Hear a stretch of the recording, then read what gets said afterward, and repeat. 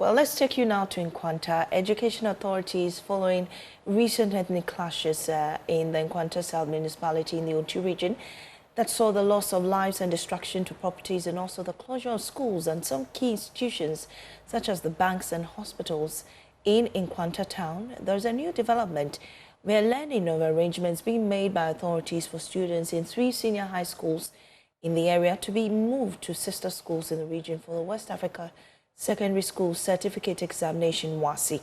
Let's speak to OT Regional Correspondent Peter Senu for further details on this. So, Peter, what's the current situation? Have the students already left to their sister schools? Well, Mami, as we do know, since the inception of this conflict, some schools have opened their doors to accept some of these students who are willing to do their studies with them. So we do know that some of the students are already in some sister schools across the region. But officials have put in some measures so that these students, especially the third years, do not suffer the brunt of the conflict that has been going on in Nkwanta area. So the arrangement was that some sister schools around would take care of these students to write their WASSCE. But we are talking about 844 students who are directly impacted by this conflict, and so that has been arranged. But just as we wrapped up with this arrangement, a call came through that there is an update on this update. But I want you to hear from the horse's own mouth. I have here with me Mr. Charles Commissar. He is the OT Regional Chairman for Charles, so I would want you to hear the other details from him himself. So, Mr. Commissar Charles, welcome to Joy News. You were giving me an update earlier, and then just as we wrapped up, we had an update on the update you were giving me. What do we know on that update you gave me earlier regarding the resumption of these students back to school? Thank you very much. It has been a worrying issue to Charles, especially in the children, because having taught the students for like 20 years and they are preparing for their exams. Now the exam just in the corner before this incident, nothing for the children to go. So the first agreement, as Peter said, this morning, a few minutes ago, I had a chat with my colleagues in the 3 secondary schools, and they informed me that earlier in the day, they had a discussion with the regional director of education, and the students have gone back to school by the close of this week. And all the students, by the third years, they will be at Nkwanta Senior High School.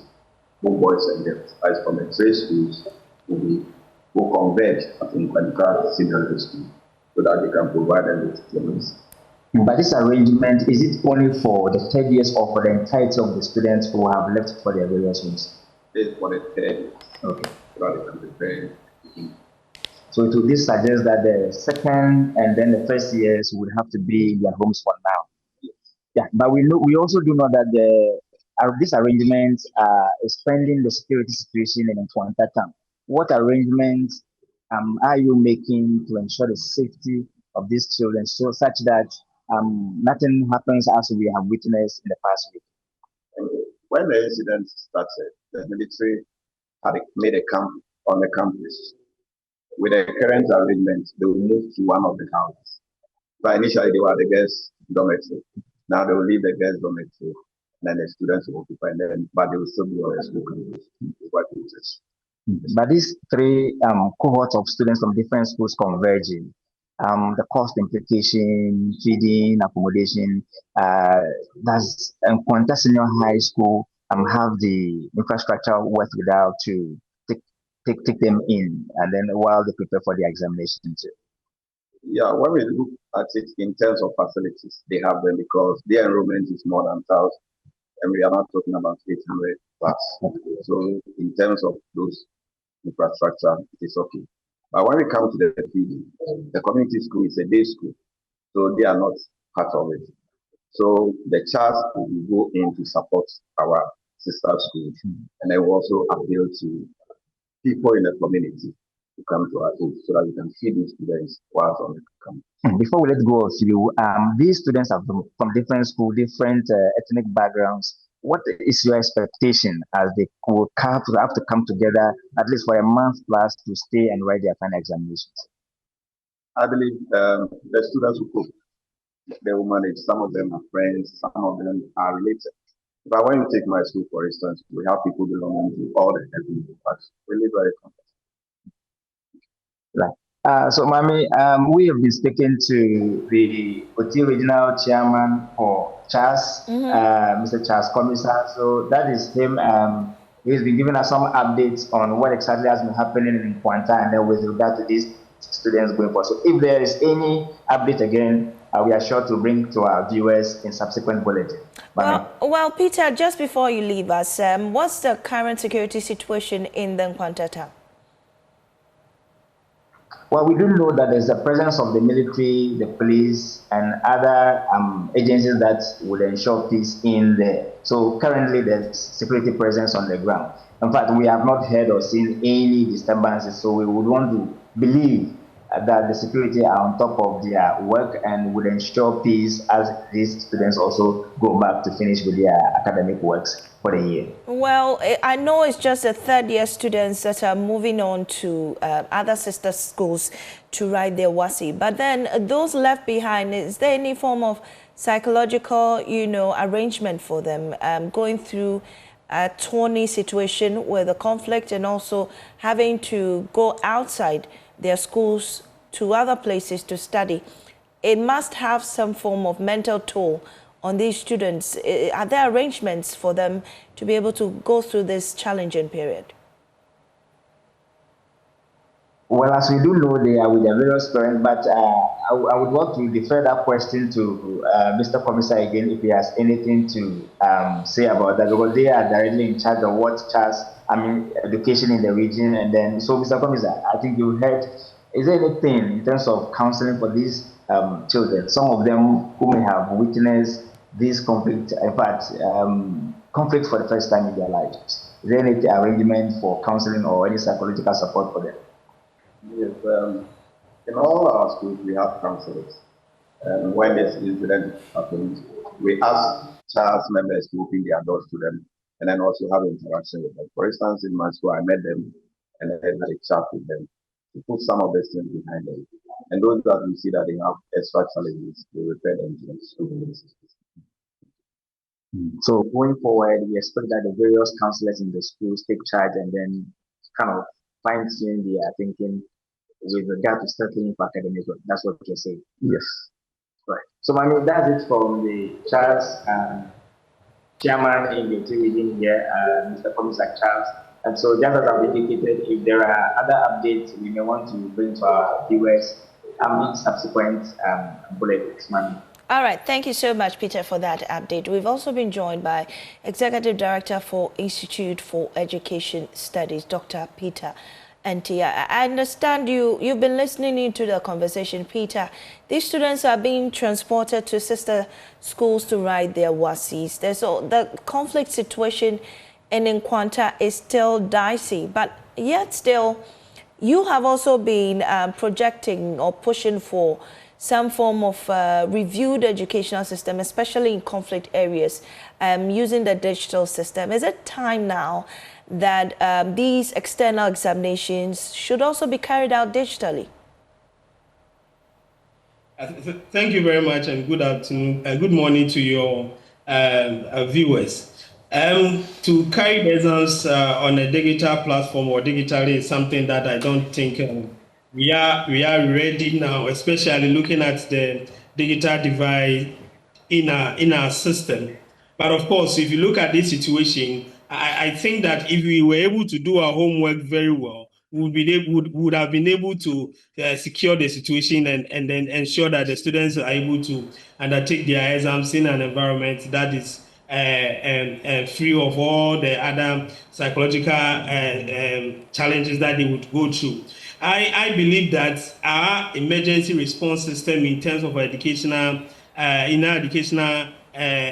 system is very problematic, and that is why we have to transport these cases to a different community. I understand that it's important for them to have a very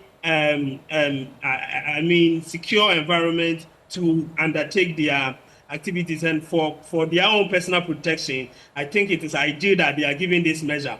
But we need to put together systems so that whenever these issues come up, we'll be able to help these students and not put them through this psychological trauma. And that is what we lack, and that is what we have to be, we have been calling for.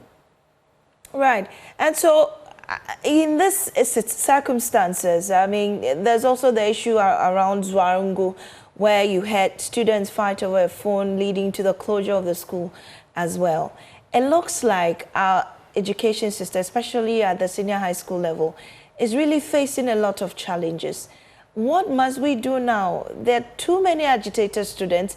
If the students aren't fighting, there's a conflict somewhere that is pushing students out of their classrooms and making the situation a whole bit challenging. What do we do? What really do we do? Do you think that the education ministry is not doing enough? The Ghana education system is helpless in the situation? What's going on? Well, I think that everybody is trying to do their best in order to ensure that we have a conducive atmosphere to deliver quality education to our wards. I believe that the challenge is with the nature of one of the challenges is with the nature of the students that we are dealing with now, and the modus operandi of our school administration. I have consistently said that we need to improve on our communication with our students, so that irrespective of whatever issue that arises, there should be enough room to have, room to communicate or to have a discussion with our students, so that the grievances and other issues that they have are heard. Most of the time, I feel that because of the gap between the school authority and the students, they ideally might think that their approach to handling issues is always the best. And that would always generate into other things, because the nature of the students that we are having now is also a kind of student, there's a kind of student who would also want to be heard and who would also want to do other things that are not even appropriate. So if you give room for communication, if you allow the students to voice their grievances, and they feel that they will be heard, I think that will be able to minimize this challenge. I'm not saying that will curtail it. No, we can't minimize it. Again, the coming back of the parents in the school administration is also an important factor that I think we can leverage on to deal with this level of indiscipline that continues to happen in our schools. Parents play a critical role, and I want to see a situation whereby the executives of the PTA will have constant interaction with the school leadership in terms of, the student leadership, and then the entire student body. They should have constant interaction with them. The parents themselves should have constant interaction with them. And then they should also have constant interaction with the teachers. They can serve as a bridge between the students and the teachers, and try to settle any kind of difficulty and disturbances that might come up. My challenge is with our inability to up to now publish or pass the IT policy. Recently I heard the minister talking about they going to bring out the IT policy of the Ministry of Education. This thing has been in the system for some time now. There should be a clear directive as to the role of these technological devices in our teaching and learning system. You are giving the students tablets. Some of them might not have it, but some of them might have their own personal computers and mobile phones that they might want to use for learning purposes. My understanding is that the practice is that the one giving the digital device is the focus of the ministry, that it should always be the ministry and not the student. If that is the case, this should be communicated clearly to the student. I know that the students will not follow through, but when this is done and this is communicated to the parents, then we will be able to curtail or know how we will deal with students who come to campus with all these digital devices. And if we are able to implement some of these things, I think that we'll be able to minimize the extent of disturbances that is happening on our campus. I don't feel comfortable at all with the nature of these disturbances, because it affects the delivery of education in our second cycle institutions. Thank you so much, Dr. Peter Antis, Executive Director of IFEST. Now for